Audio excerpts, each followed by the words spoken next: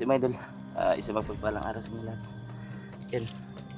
Ngayon po tayo nagkapag-update mga idol. Dahil sa mga bihag na sinusundan ko. Dalawang babae. Mahirap na pag nag-video ako nun. Kaya mabuti ko na lang na hindi mag-video. Para makuha ko yung dalawang babae.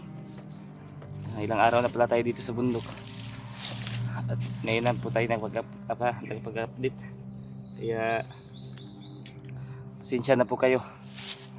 May grab shout out po pala sa lahat ng mga solid subscriber natin dyan, mga silent viewers. Yun na naisipan ko mag-update ngayon dahil nakuha na natin yung dalawang bihag. At yung paa natin natamaan po ng bala, pero daplis lang siya mga idol. Buti na lang daplis lang yung tama. Lagi pong dumudugo. Yun o. Hindi natin i-ano sa camera. Ilayo lang natin. Dahil baka ma-restrict yung YouTube natin. Yan mga idol. Dumudugo pa siya. At yung laman na yun natatamaan ba. Buti na lang hindi na sintro sa buto. At ginamot ko na to kanina, kaya dumugo na naman. Andito yung bihag na naligtas natin mga idol. Andito sila ngayon. Ayan. Okay na mo? Buti na lang ano natin. Nakuha natin kagad. At yung bag natin naiwan pa. Dahil sa takbuhan. Kaya naiwan yung bag natin. Ang gagawin namin ngayon, sana makababa kami ng ligtas para makauwi na din sila sa kanila. Yun ang sabi nila, Tagano sila sa Cotabato. Sobrang layo ng Cotabato dito. Kaya sila nakarating dito sa bundok dahil may nag-kidnap sila sa kanila. Mga estudyante pala sila mga idol. Kaya alam natin na alala na yung mga pamilya nila.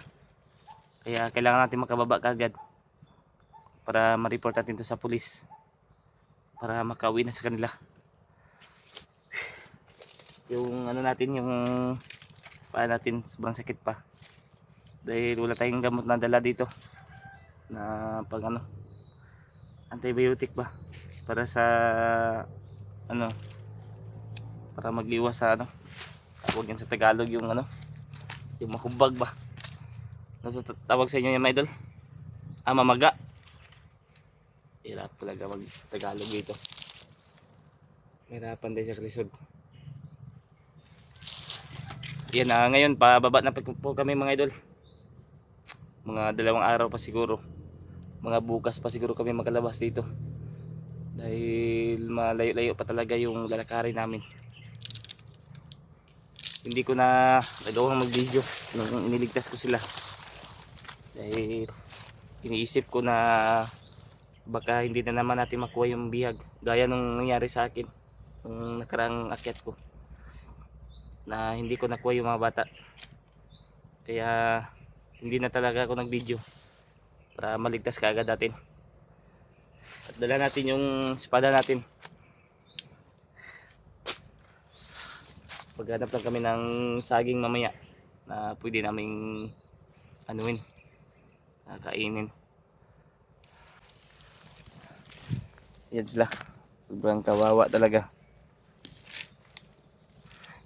Kailangan nating masauli sa pamilya nila. Dahil alam natin na naghanap na yung pamilya nila sa kanila.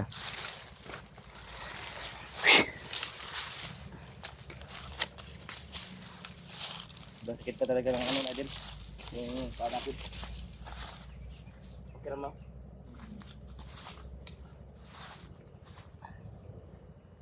Buti na lang daplis lang yung tama. Nahanap tayo ng natin mamaya na safety. Para hindi tayo ng mga bandido dito. Baka may nakasunod sa atin. Kain ba kayo ng saging? Mamaya magkuha tayo ng pag may madaanan tayo ng sagingan, kuha tayo ng saging. Ilang taon na kayo? 15. Ikaw? 14 at 15. Magkakilala ba kayo? Magkakilala pala sila mga idol. Sabay pa silang ano, nuli. Kaya kailangan natin makababa kagad para masauli na natin sa pamilya nila.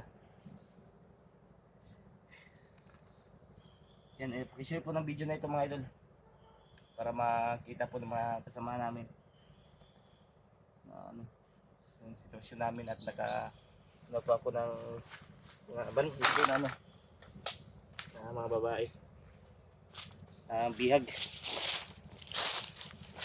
pala, hindi pala bandido, bihag pala, mga bihag taga Cotabato daw sila. Sobrang layo no.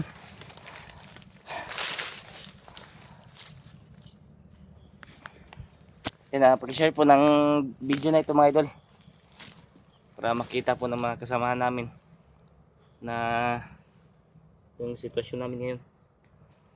Ilang araw na rin kaming hindi kumakain dahil yung bag ko na ano ng mga bandido na kuha sa pag ano, yung takbuhan namin ba naiwan.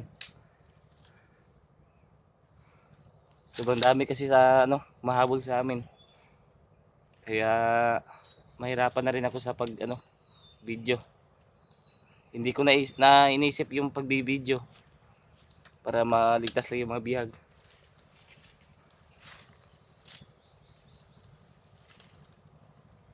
Ingay kayo dyan, may durian pala dyan, no? May bunga pala yung durian dito. Pero maliliit pa. Yan, sana po ay ma-share nyo yung video namin para makita po ng mga kasamahan. Baka ano, familiar sila sa area na ito.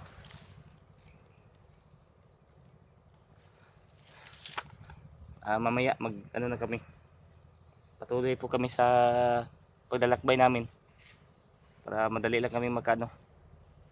Baka mamayang ano, mga madaling araw baka makarating na kami sa bahay, dahil yung motor ko iniwan ko doon sa may ano, pasukan ba, papunta dito sa bundok para pag uwi ano, madali lang dahil yung motor andun. Isiniptip ko naman yun at nilagyan ko ng orasyon yun para hindi makita ng mga bandido o sino mang mga tao, baka makarnap. Sobrang sakit ng ulo natin ngayon mga idol, dahil ilang araw na rin kami hindi kumakain at walang iniinom na tubig. Kaya tiis-tiis lang muna. Yung mga bata sa sobrang gutom na talaga sila.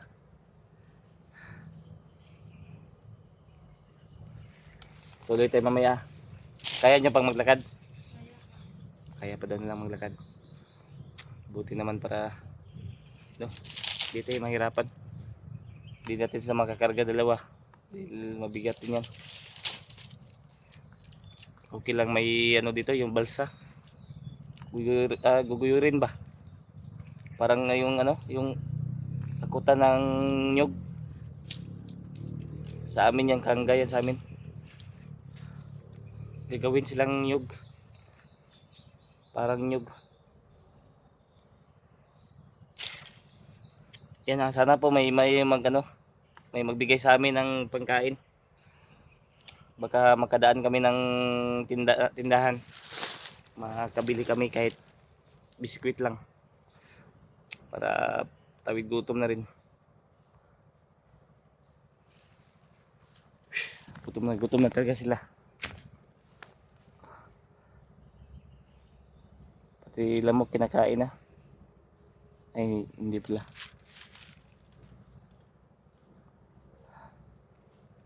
Yan na, maya po idol, mapatuloy po kami para madali kami makalabas dito. Grabe yung nadaanan namin na enkwentro ng mga bandido. Na enkwentro po namin mga idol. Buti na lang nadala natin yung espada natin. At madali nating napatumba yung mga bandido. Yan na, huwag kayong mag-alala dahil sa susunod na araw makakauwi na kayo sa pamilya nyo. At siguro mag-ano na ako idol. Tigila siguro ako sa pag-explore dahil napapagod na rin ako dito sa bundok. Dati isa kong commander. Dito ako sa bundok, ngayon sa bundok pa rin yung bagsak. Kaya siguro maghanap na tayo ng ano natin, matinong trabaho dahil sawa na rin tayo sa pagpatay ng mga bandido. Kaya yung YouTube natin ay ibibinta ko na lang siguro kung may magbili, dahil titigil na po tayo sa pag-explore. Kaya sana maintindihan nyo mga idol, nais ko nang magbagong buhay. Ayaw ko nang pumatay ng mga bandido dahil yan din tayo nang galing. Isa po tayong commander na nagbagong buhay. Kaya sakit rin sa kalooban natin na makapatay tayo ng mga bandido dahil tao rin sila. Kaya pagdesisyonan ko na last ko na to na mission at titigil na po tayo. Hanap tayo ng marangal na trabaho, yung ano, yung kahit construction lang, okay na yun. Isa sa pagpatay tayo ng mga kapwa natin. Yun na mga idol, sana maintindihan nyo po yung ano natin. Kaya nagpapasalamat pa rin ako sa walang sawang suporta nyo, sa pagsubaybay nyo palagi sa video natin. Kaya lagi po kayo mag-iingat mga idol. Yan na, mamimiss ko po kayo lahat. Yan na, lagi po kayo mag-iingat dyan, lalo na po sa mga kababayan nating OFW dyan. Yan na, lagi po kayo mag-iingat sa bawat trabaho nyo. At maraming salamat sa tulong nyo mula noon at hanggang ngayon, lalo na po sa pagsuporta. Ayun, mamaya patuloy po kami mga idol. Nagpapahinga po muna kami para mag-ipon ng lakas, dahil kanina pa rin kami umaga naglalakad at ngayon malapit na maghapon. Kaya maya maya didiretso na kami para mga bukas ng madaling araw baka makaabot na kami sa bahay. Kaya share nyo na lang yung video natin ngayon at humihingi na ako ng dispensya. Patawarin nyo ako dahil nakapag-desisyon na ako na titigil na tayo sa pag-explore. Dahil wala ding masyadong ano to, yung ano, pag-explore wala masyadong pira ba, kulang sa ano. Ang akala ng iba na malaki yung sahod sa YouTube, nagkakamali po kayo mga idol. Depende po yun sa views. Kapag maliit yung views, maliit yung kita. Kagaya ko ngayon, wala akong ano, hindi na ako nagsasahod. Nagkasahod ako isa bisis lang. Ngayon ilang buwan na ako hindi nakasahod dahil sa views. Mahina pa yung views, tapos delikado pa yung ginagawa namin.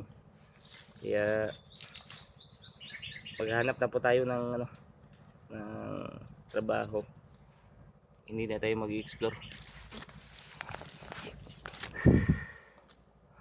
Yan, hanggang dito muna yung update namin mga idol. Nag-update lang po kami ngayon para hindi po kayo mag-alala na kung ano nangyari sa atin dito. Kaya okay lang po tayo mga idol. At pababa na po kami ng mga bihag na dala ko ngayon. Kaya tara, tuloy po kami. sa ano namin. Maglakad. I-off muna natin yung video para baka masundan tayo ng mga bandido. Tara, dito tayo dadano. Tara.